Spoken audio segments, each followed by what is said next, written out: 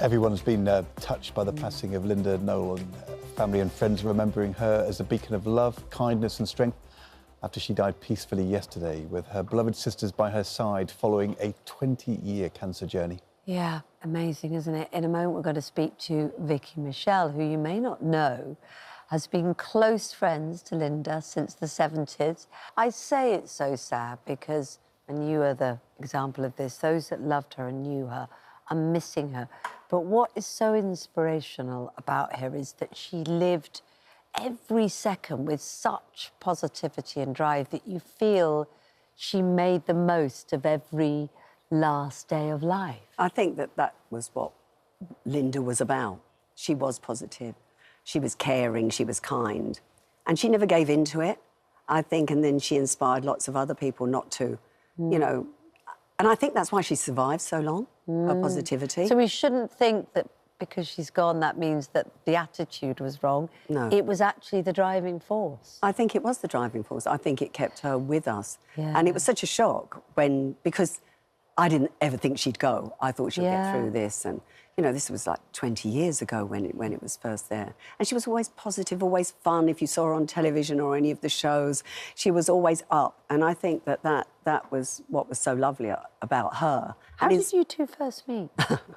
We met, oh God, probably in the 70s. Well, the Nolans used to live in Ilford, so we lived in Chigwell, and I've got lots of sisters. And so we were sometimes called the Nolans. Were you? And then she met Brian, who was part of the gang. There was a gang of us that all used to go out. That was her husband, Brian Hudson.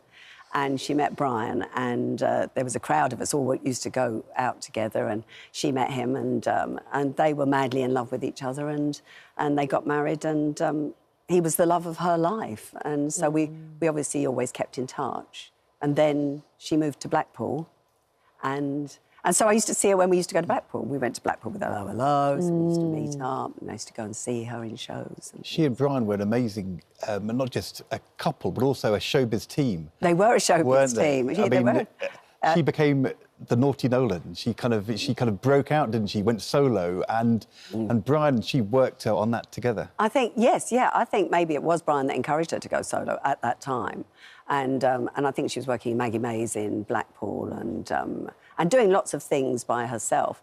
But Brian was in showbiz. He was in a group before that with Steve Stroud, who was Cheryl's husband. Oh, yeah, so they were in a group together. Sparrow, it was called, and so when Linda met him, I think that he was her be-all and end-all, I think, you know, apart from her family.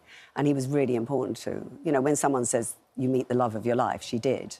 Sure. And he was the love. So it was really traumatic for her when he passed. We were reflecting earlier that we had the news this week of the Princess of Wales being in remission from her cancer, the very powerful way she's spoken about that, and how this is a very new thing for a member of the royal family to do that. But of course, Linda did this for years. I mean, she was open and honest, but gave, you know, support and hope and confidence to so many people. I think that was part of her being, and and I think that helped her cope with it as well, because she was helping other people, and inspiring them not to give up, I think, and just her whole positivity about the fact that she had cancer, but she wasn't going to hide it. And even when she lost her hair, which must have been, you know, really traumatic for Linda, because she had wonderful blonde hair, it didn't faze her. You know, she went, no, and it suited her. She looked great still, and she was still such a strong person.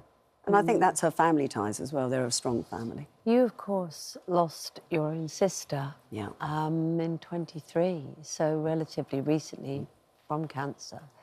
Brain tumour. Brain tumour, yeah. So did you speak with Linda about that loss, or did you? I didn't. Did you feel you understood what the family were going through? Yeah, absolutely, because she'd lost Bernie.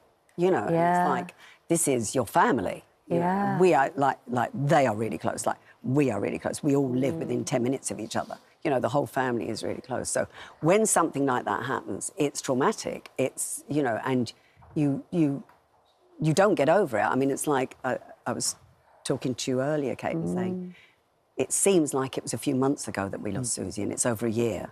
you know, and I still think of her as there. And I'm sure that the whole family, and I think she is still there, and I think the whole family will think the same of Linda. She's still there because of her energy and everything. She leaves, you know, obviously the music, and we were kind of, it's so evocative, and obviously for close friends and families, but for all of us, kind of great memories. I mean, she was part of our lives for decades. Oh my goodness, the Nolan. And I think her legacy is one of love, kindness, and just being a fabulous person. You know? The Princess of Wales was following a trail blazed by Linda. Yeah. Amazing things to have done. Yes, and so wonderful that she's actually talking to the people now and not keeping it private. I think you need to have that out there. Linda showed the way. Yeah, and everyone loves the princess, you know, as well. Yes. Yeah, she showed the way. Yeah, that was, lovely put. Lovely. She was such a dear friend of the show. Of course, appearances of Loose Women. Colleen Nolan from Loose Women. We're thinking of you this morning. This was the last time she appeared on Good Morning Britain. I do try and not surround our lives with cancer. You know, it seems like we do, but it's surrounding us for sure. But we're very philosophical about things, you know. Yeah. There's a sign next to you which sums you up, I think. Enjoy every moment, and I know you do. And in fact, when you first had the not-so-good scans that said they'd grown the tumour in your brain, you went out and decided, right, I'm going to eat. I'm going to have a good old meal, and I'm going to eat.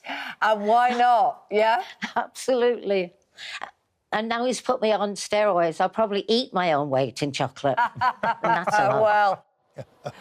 I mean, just a brilliant spirit. Lorraine's joined us as well now. So good to see you. Oh, it's lovely to see you, And that was Lorraine. a beautiful tribute, wasn't it? It was it's really so- lovely. so Really was. Yeah. She was a smashing lady. She was great. Really great. You know, then talking about the chocolate and steroids and everything. Having that sense of humour, amazing, isn't it? Exactly. Absolutely. You've got a long laugh.